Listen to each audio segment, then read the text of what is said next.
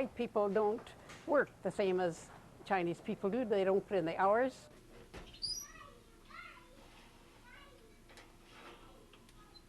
I think with them it's a tradition, like with Anglo-Saxons, they're more clock watchers, you know.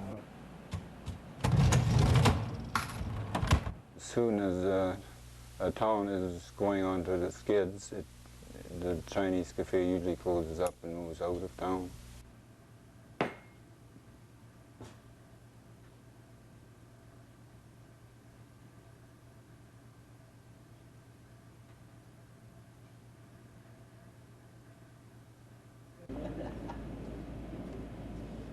I got to lean back. He was sitting where you are. Hey, you crazy bugger! It's another typical day at the New Outlook Cafe in Outlook, Saskatchewan. Population 2,100. Open 7 days a week from 6 in the morning till 11 at night. This Prairie Cafe caters to farmers, workers, and townsfolk from all around Outlook. It's one of just 3 Chinese cafes in Outlook, Saskatchewan. Okay, Jim here. No, you want this? Yeah. Okay. The people behind this down-home eating place are May and Jimmy Noisy Cook.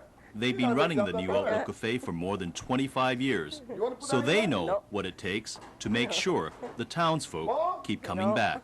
What keeps people coming back to the New Outlook Cafe? Well, let's say, besides good service, good food, let's say myself, I'm really natural people, you know, blood mine and all that. I'm friendly, I'm brought up in this town.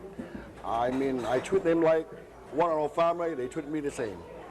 Good home-cooked soups and everyday foods cooked the Western way are what some people go for at the New Outlook Cafe.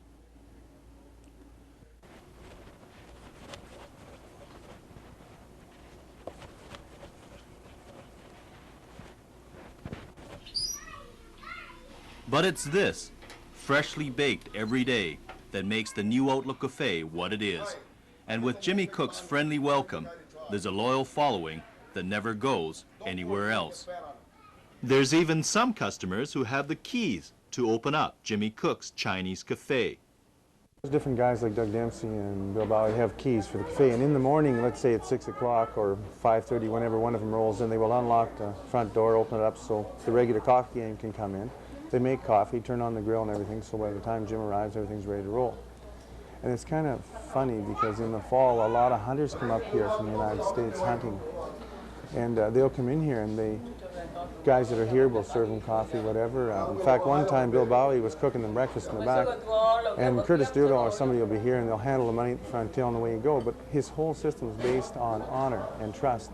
And that's why he lets people have keys to the cafe and roll, because he trusts them and everybody trusts him. And that's how honest a man he is. So.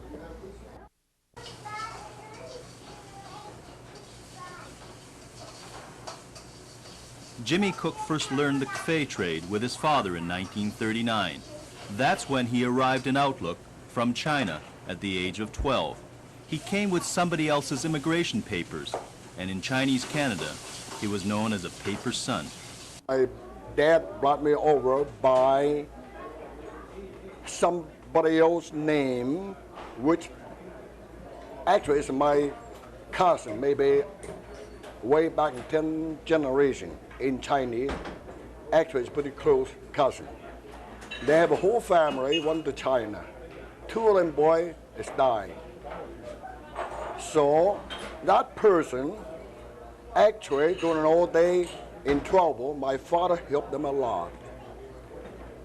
When the 2 boys died, he knew my dad had some boy at home would like to come over to Canada. So he gave my dad those 2 names used on paper, so as their boy into Canada. So that's how you got to Canada? That's how I got into Canada. After working outside of Outlook for a while, Noisy Cook went back to China in 1947 to find a wife. 1947 was important in Chinese Canada because the notorious Chinese Exclusion Act was finally repealed in that year.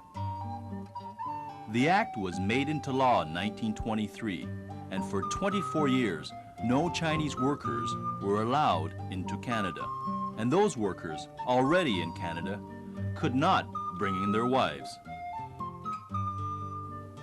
And so the Chinese working class in Canada became a bachelor society, without children and without hope for the future. Some Chinese, usually of the merchant class, were exempt from the Exclusion Act, so a few in Canada did bring in wives from China, but the offsprings of these unions often married other merchant children.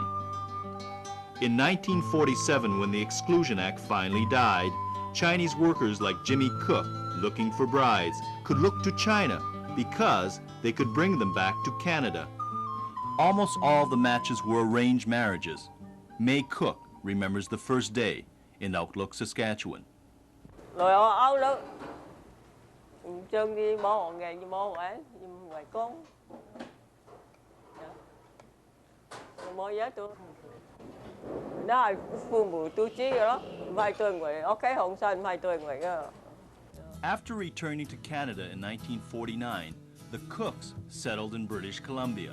They raised 5 daughters there. 10 years later, Jimmy's father called them back to Outlook, Saskatchewan, to help him in his newly built New Outlook Cafe. Later, May and Jimmy added 2 sons to their family. Why did you decide to stay and live in Outlook? Well, first things, they brought me up from Outlook. When I was a little boy, about 12, when I came over with my brother, actually. Kim, everybody know him. Then I was school here for 2 years, and I went on to work in Vancouver. I got my first daughter, fellas. Then I moved to Prince Rupert. I got 4 more girls. I've been trying to get boys, and my wife, no luck. The moment we moved to Outlook, we got boy right away. So I figured Outlook must be a good town for us. So we decided to stay. Okay. No thanks, honey. I'm not hungry.